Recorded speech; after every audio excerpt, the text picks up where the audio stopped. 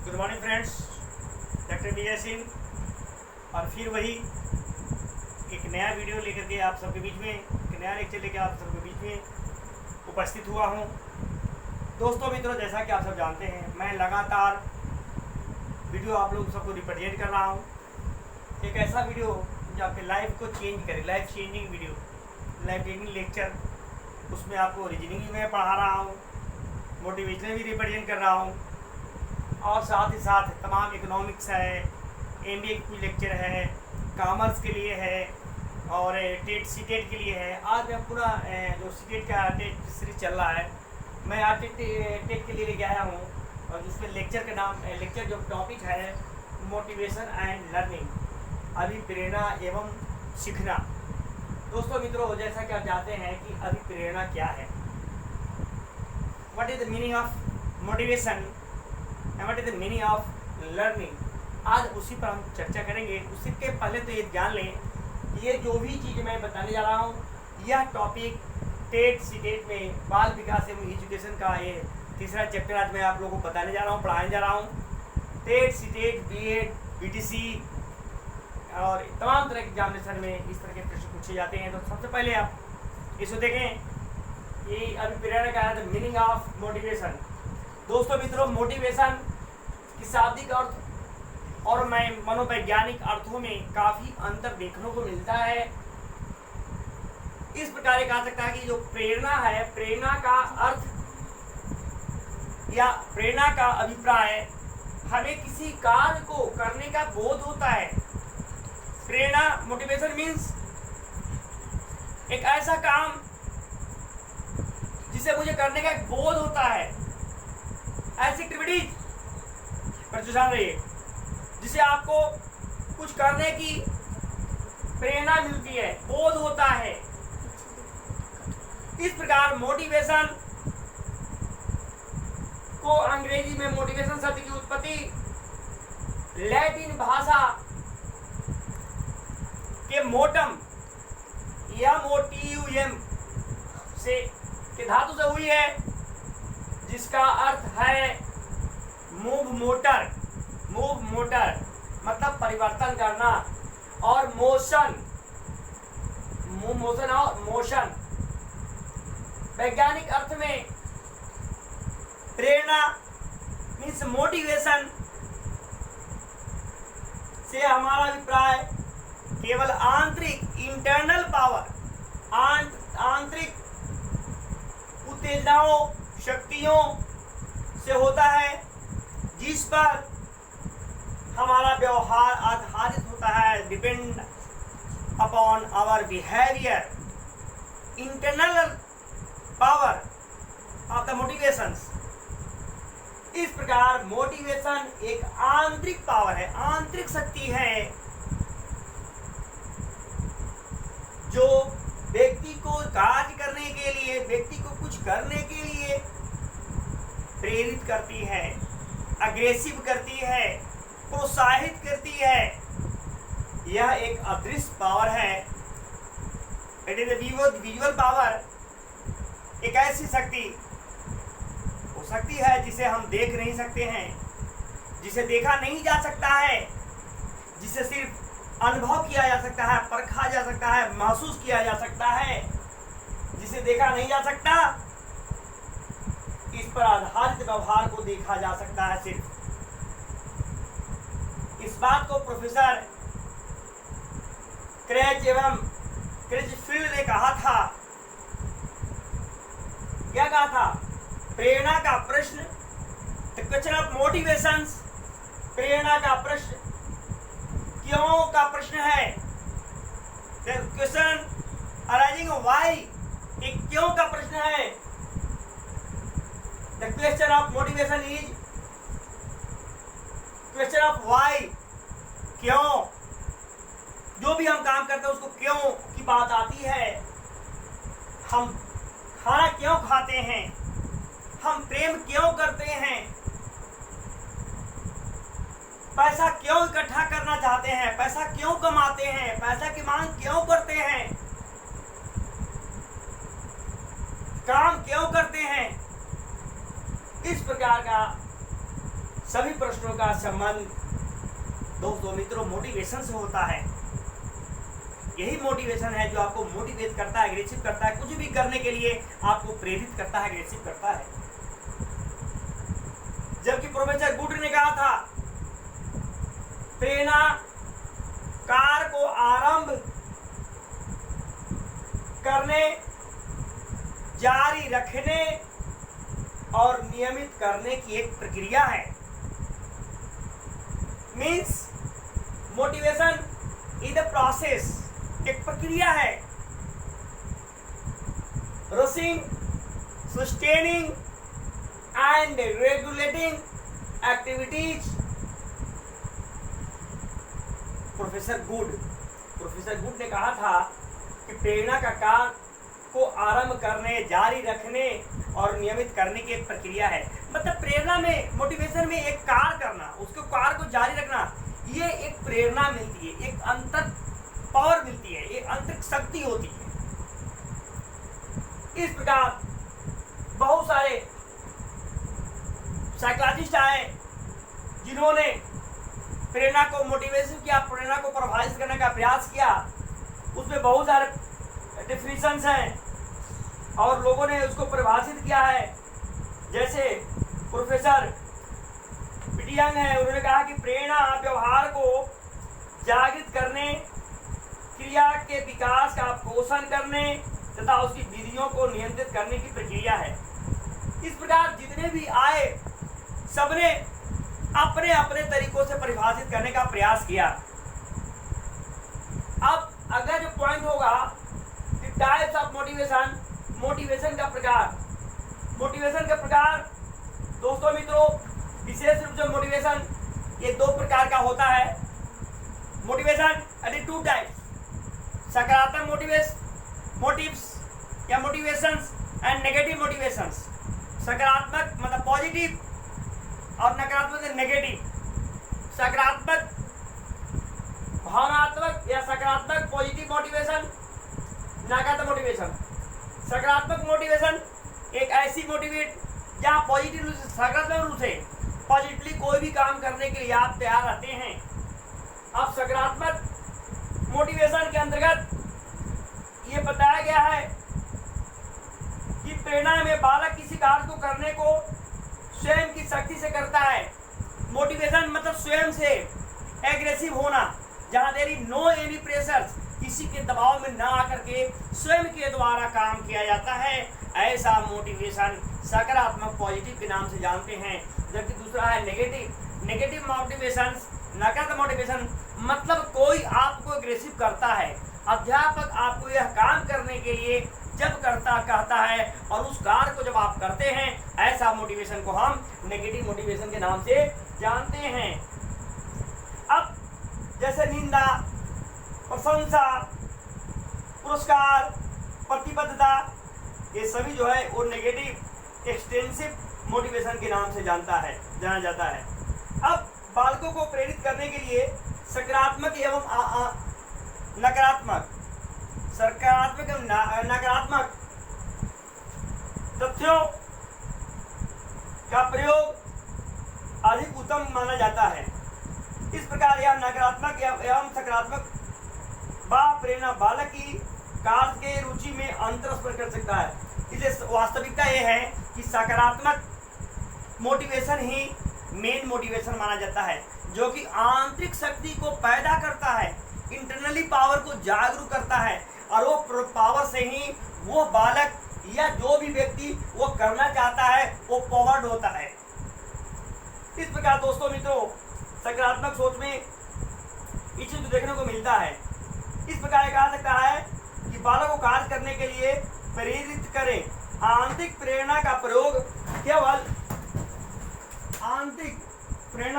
केवल बच्चों को मोटिव करने की एक प्रक्रिया है। एक अध्यापक चाहता है कि बच्चों को प्रेरित करे, मोटिवेट करे। दूसरा है इस बात को स्पष्ट करते हुए प्रोफेसर रॉबिन्सन